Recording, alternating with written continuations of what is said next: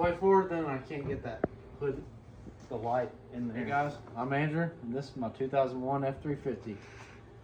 We are putting in some 205/80 injectors from Full Force, replacing our 180/30s. Need a little more get up and go going up the mountains and steep grades. So let's hop to it. Here's some tools you're going to need. You're going to need a little stubby, 13mm shorty, extension, a good ratchet. What else do we need? You're going to need a 17 or a 7/16 for the intercooler pipes. We're going to need maybe a ratchet. We're going to need 8mm.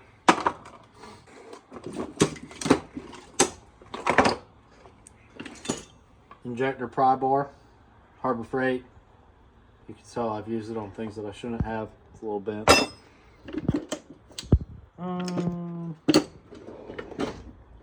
Probably alright for now. It's a good start.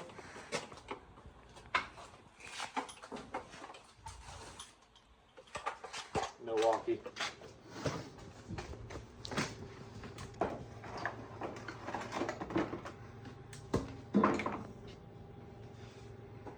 Where'd you get that sweet shirt at, Andrew? Which one? Oh, Busco. Is this my Busco shirt? It is your Busco. It is my Busco shirt. It almost looks like I've been at Busco. It's so dirty. You are Busco. Oh, that's good. Easy removal, quick release. I didn't put it on very good. Typical Andrew. Pop off. Just toss it aside.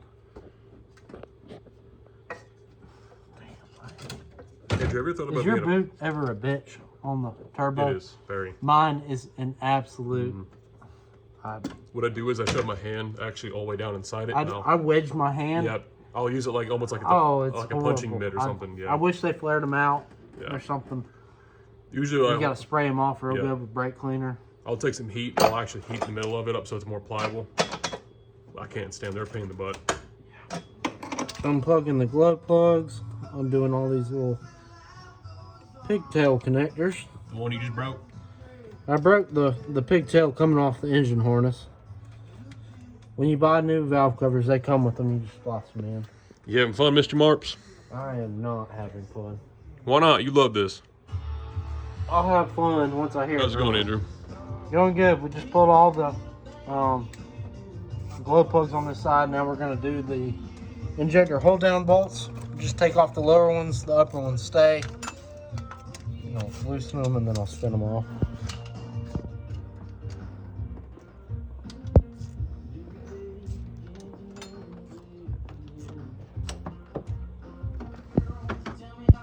You got a turb ski back there.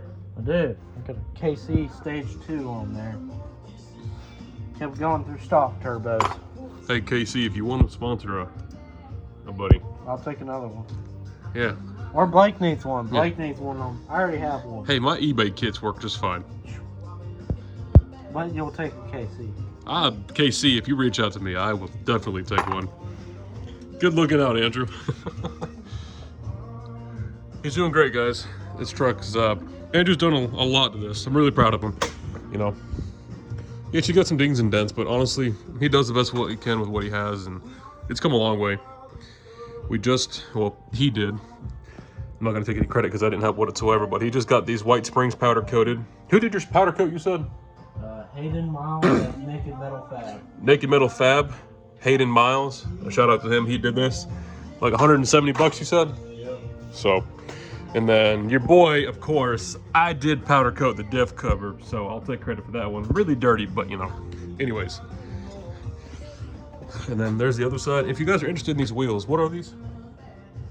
Fuel Force. 22s? Yeah, so if you guys are interested in the wheels, they're for sale. I don't recommend pulling your injectors after you just drove your truck to dinner. They're hot. I know I am, thank you. But we'll get a clip of Hold him. on, don't video this. There she goes. If you go very easily below the injector solenoid, don't break it. They're very fragile, but Yeah, don't break you it, can Andrew. push hard against it. It'll come. I hope she does.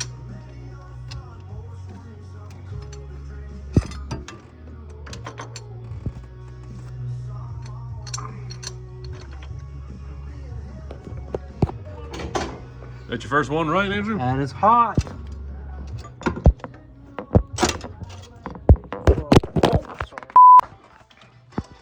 The back one's horrible. Having fun, buddy? Yeah. The back one's always fun. Because there's not enough room really to do anything. Little backstory on this truck. I bought it 3 years ago. It was a flood salvage truck and I didn't know it. And got the title back and it said flood dash water. And did a Carfax on it. Turns out it was in a Texas flood in 2012 and had not ran or been registered since. I bought it, it was covered in moss and everything. It had been shipped over from an auction. And I changed all the computers and stuff and I actually ended up getting it to run. Drove it for about 7 months. Motor dropped the valve. I changed the motor. I drove it for about 2 months. Did the 05 axle swap. And then the transmission broke in half, split it, and why is that? we put a 6-speed transmission in it. We're not going to talk about that. And that's kind of how this whole build. Every time something broke, I replaced it with something better. That broke. That, yeah. You know. Anyways, cut. All right, you guys. Andrew's gonna get that side off. The passenger side's a little more complicated with the AC box and the firewall. Not much room to get back there with the camera. So again, you got these 4 injectors out. I'm gonna go ahead and get his fuel neck finished up for him. A little project I can do back here. So while he's doing that, we probably will finish about the same time. I might finish a hair quicker. But he just recently got this flatbed. Nope, let me zoom out. He recently just put this flatbed on here and you guys can see the problem we're having is this fuel filter neck here, okay? You can see we're, what, about a foot short. So this fuel filter neck is actually longer. No telling, obviously it came out of another diesel truck, but maybe a 6-liter. I think they're a little bit longer nozzle wise. And we were just looking at it, and this one should just fit, no problem up there. So we're gonna see if we can use the stock bolts because this flange is threaded. And you know, it's aggravating to come up underneath here in the truck, and it's kind of embarrassing. You have to, you know, come down here with orientation. But other than that, I'll be right back with you guys. They already have O-rings? Yeah. They already have O-rings on them. That means these are mine here. That means I spent $100 and something on You paid $86 for these.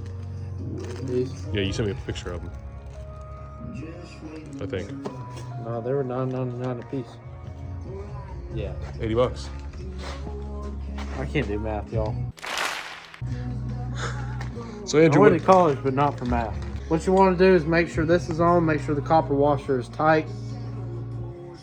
It's not. Be fine. Be careful. You dab a little grease on there, it stays in place better. so what size are these, Andrew, you said? These are 205/80s. So why don't you go with 100s? They said these make just as much power and a little less smoky. More smoke is bad. How dare you! Anyways, update on the nozzle for the fuel neck. This one is indeed longer, but it's still not long enough. You guys can see it was only 1.5 inches here, but it is longer. So we're gonna go ahead and just cut and splice the hoses together. Andrew got a couple couplers here. Looks like we have, let me see what size these are. Looks like we got a 3/4 inch steel barb, and then we'll also have 1.5 inch barb there. So simply just gonna take a hacksaw, cut them, and I had to get this one off, and probably should have left that one on, but whatever. So that one's still in the tank down there, so it'll be really easy to splice this one. And yeah, so we'll keep going back and forth with the update on the truck, and we're making good time.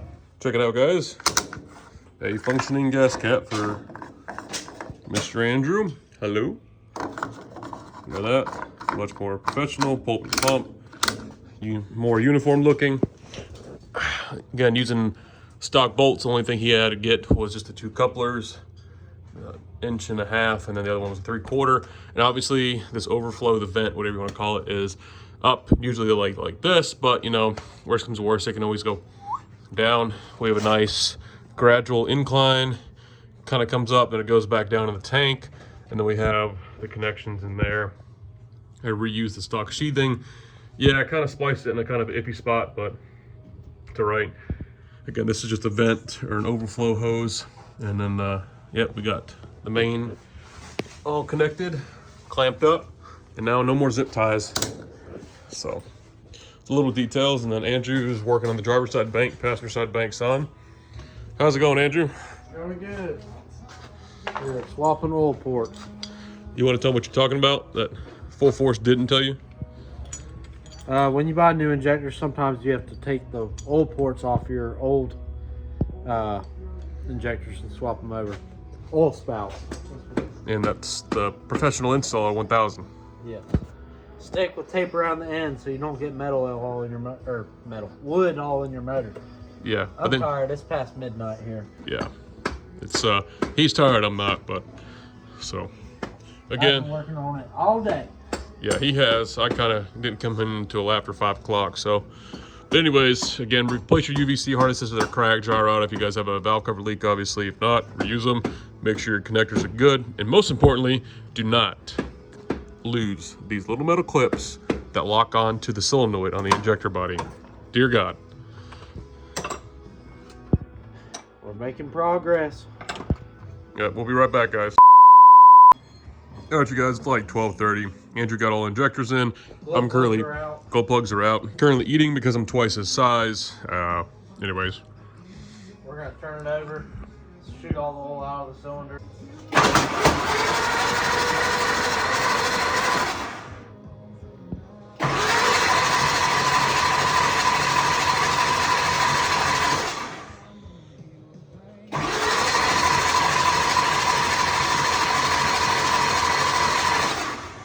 Put the valve covers back on. Oh. So I made a mess-free work zone. Oh, It just leaks on your manifolds, but I'm not worried about that. it'll burn off. So if you don't put the valve covers back on, they will see oil stains all over the walls if you look closely from years past of not doing that. Less tools. If you don't get it all, you risk hydrolocking your engine. So it's fairly big deal. Just do it till the sound, you don't hear oil coming out. I've done it a bunch, but sometimes you do it like 20 times, you know. Let it sit, everything drip back down, and then do it again. She'll be smoky. So I'm gonna go back to eating. I'm gonna shut the camera off, and that light is actually on fire. That's okay. So we got the 205/80s in here. We've been driving it for about a day, so all the air has been cycled out of the oil system. Now we're sitting in traffic. Typical Saturday here. Too many house developments going up. So we're sitting waiting to turn. We'll be back with 20 minutes later. This is the daily tune.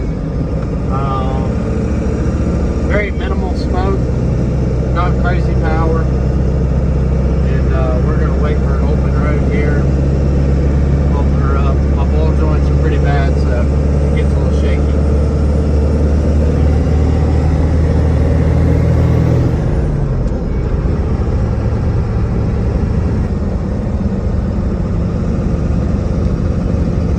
We're gonna show Blake what these 205/80s can do with the KC300X and Gilly built tunes.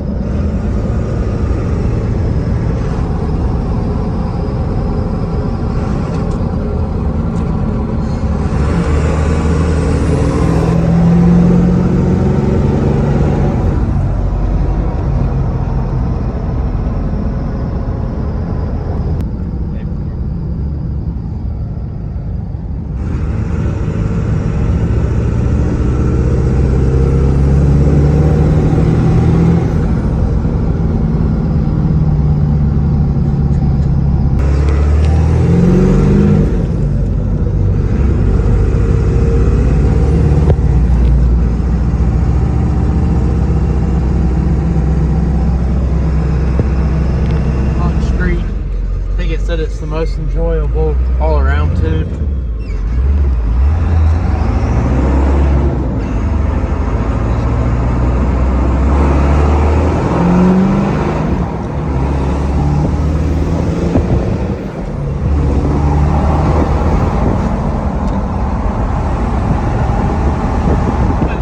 Yeah, overall I'm happy with the injectors. Much more power than I had with the 180/30s. Haven't hooked up to a trailer yet, so maybe we'll do a future video on that, how she does under a load, because that's really what I wanted, just a little more power going up those mountain grades. We're going to get our gauges hooked up so we can monitor our EGTs and all that fun stuff, and try to do some comparisons, and hopefully Blake will have some 180/30s in his truck here soon, and we'll be able to kind of compare the two. His will be the automatic, mine's obviously the 6-speed manual. So thank y'all for watching.